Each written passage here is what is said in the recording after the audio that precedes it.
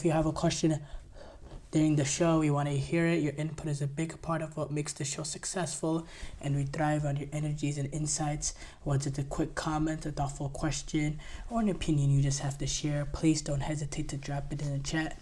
And if you want to make absolutely sure your message stands out and gets featured on the show, there's always an easy way to do that. Just use the super chat button at the bottom of the chat box to send in your super chat. This guarantees that your message gets on the air, and it's also a fantastic way to support our channel. We really rely on your support to keep bringing you the sports content you love, and we appreciate every bit of it. So go ahead, let us know what you're thinking, hit that super chat button, and let's keep this show as interactive and exciting as possible. And if you prefer, you can always go to the GSMC podcast.net to tip, donate, or leave a comment or question there. We couldn't do what we do without your amazing support, and we're so thankful to have you as part of our community. We do have to start off though with Matt Eberflus. He has been fired after the Bears' late game debacle to the Detroit Lions. They lost in a hard-fought game. A remarkable second half from Caleb Williams to come back. They were down 16-0 at halftime, getting completely dominated. The Bears offense couldn't do anything, but Caleb Williams came out in the second half dealing. They went on the second half to score 20 points. Played a really efficient second half offensively. Caleb Williams was able to push the ball down the field to DJ Moore on a touchdown. He was completing key plays.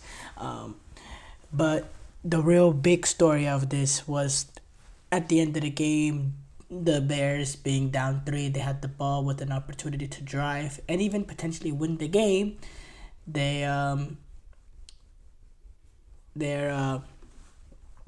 an interesting situation here. So they have the ball, they're down 3, correct?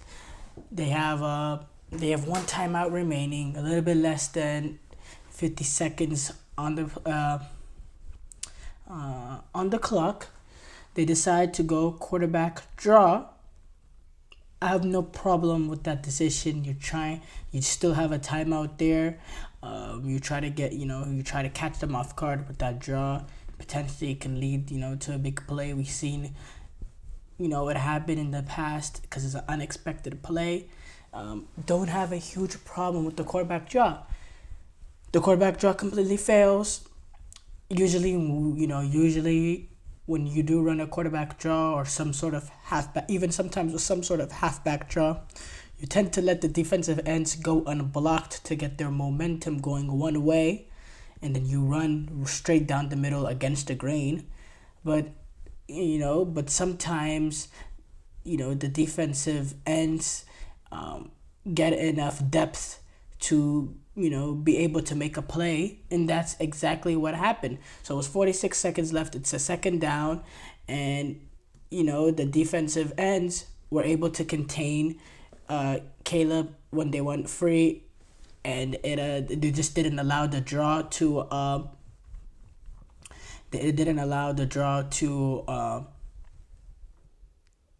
happen.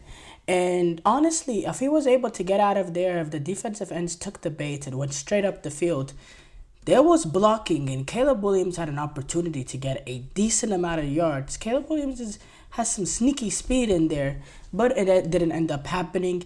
He ends up getting sacked or tackled for a loss. With 32 seconds remaining, the Bears, in that moment, Matt Eberflus and the Bears, they decided not to use a timeout.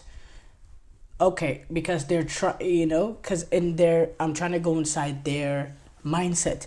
They want to keep all options on the table. They want to be able to use the middle of the field. They don't want to waste a timeout. That has to be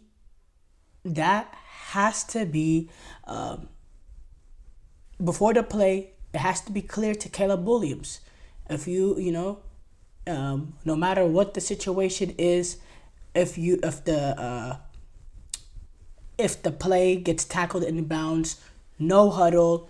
You need that second play already sent to Caleb Williams, and the whole offense needs to know if it's tackled within the field of play, hustle back.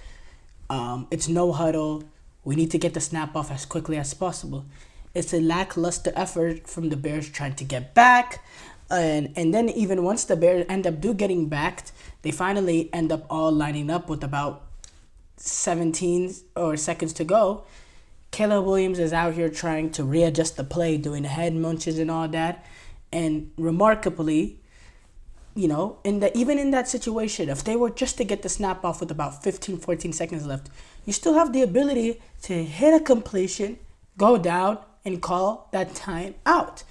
But remarkably, it takes them another extra 7 seconds or so to get the snap off, and suddenly you're snapping the ball with 6 seconds left, and and the play took a while to develop, and you can't get it to Odunze, and the game is over. It's just miscommunication. Look, in the moment with Matt Eberflus, I personally don't mind the decision not to take the timeout dead.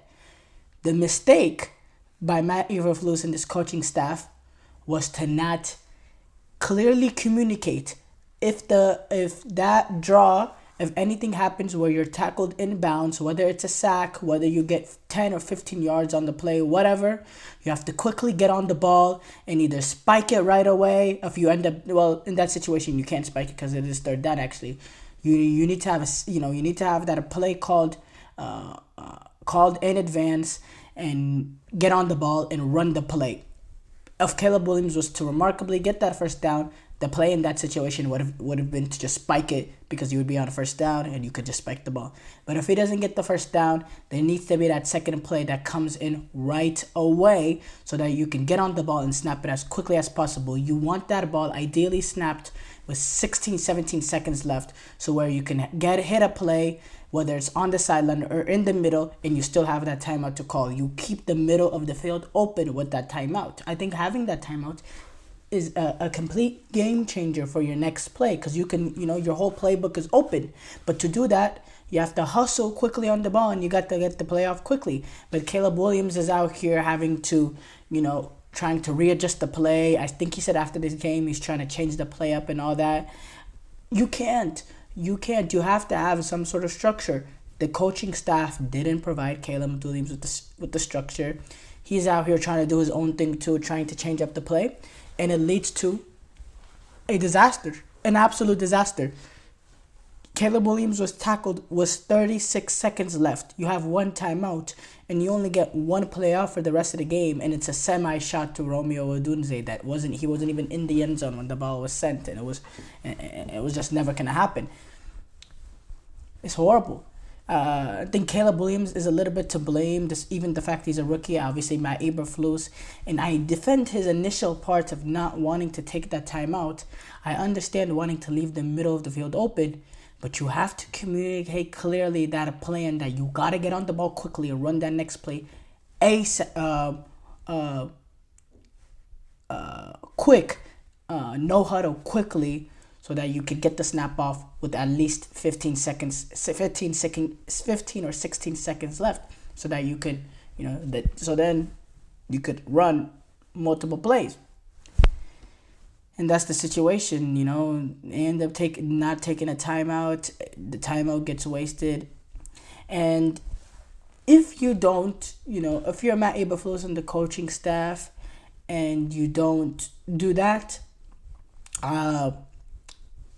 you don't communicate that clearly, you have to call that timeout as soon as the tackle happens, number one. Number two, I also think this mistake is compounded by another mistake Matt Eberflus made as well.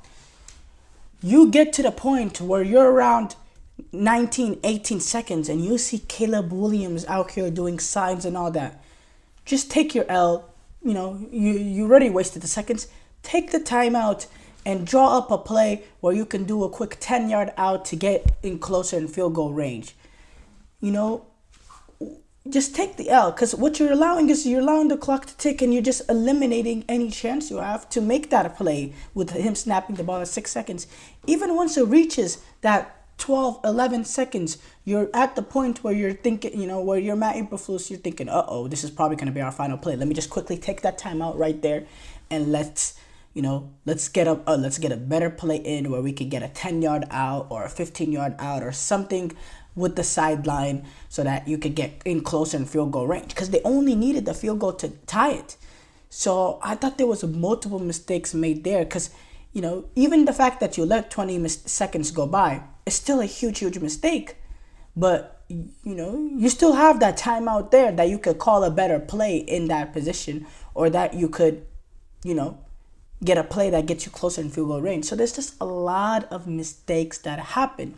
As far as Matt Eberflus being fired, it was a bad damn time.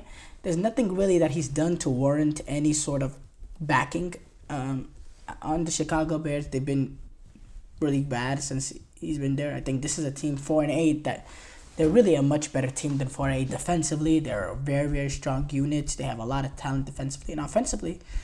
This is a team with 3 wide receivers that that are really good. Keenan Allen, DJ Moore. Even though I question DJ Moore's work or his efforts, definitely. But Caleb Williams, Romeo Dunze, DJ Moore, Keenan Allen. These are 3 really good wide receivers. You have DeAndre Swift as a running back. The offensive line is decent, I think, as well. There is talent offensively, but they just haven't been able to get it together this season.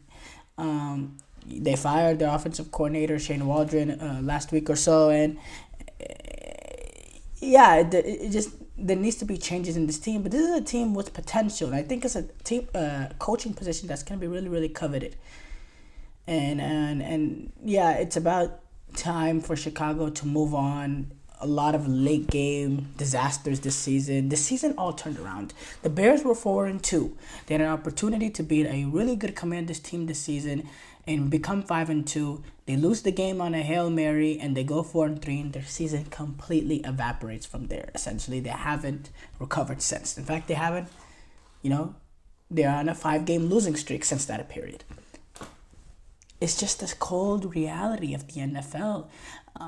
Those sort of moments. I firmly believe they knocked down that Hail Mary. This is a completely different Bears team. The momentum completely shifts, and I think we're talking about them potentially being in a race to make the playoffs. But moments like that is completely season changing. And DJ Moore, there's been few clips and moments where his efforts really been questioned, but when I really realized, okay, this is a problem. DJ Moore is a real problem. So when I'm sitting next to my uncle, Thanksgiving family comes to my house, and this my uncle watches occasional football, but is not the most extreme football fan. Well, not football fan, but he watches some football here and there. I see him, and he points out it was one play. It was a 4th down, actually, late in that game on that same drive, where they threw it deep, and it ended up being a pass interference on DJ Moore, and it ended up being a first down on a 4th and long. But the ball gets sent in by Caleb Williams. It's a little short, yes, obviously. But DJ Moore makes no effort to go after the ball, and my uncle is the one that points out, what is he doing? What is he doing? What is he doing? Someone who doesn't even know the whole DJ Moore history of what we've been talking about this season regarding his effort. That's when I knew DJ Moore is a real problem. The effort has not been good enough, and it's been something that needs to be sorted out, because that's not acceptable at the NFL level. And Matt Eberflus, he is a dead man walking for a very long time. How he retained this job was not controversial, but he was on the hot seat, and it's about time he got fired.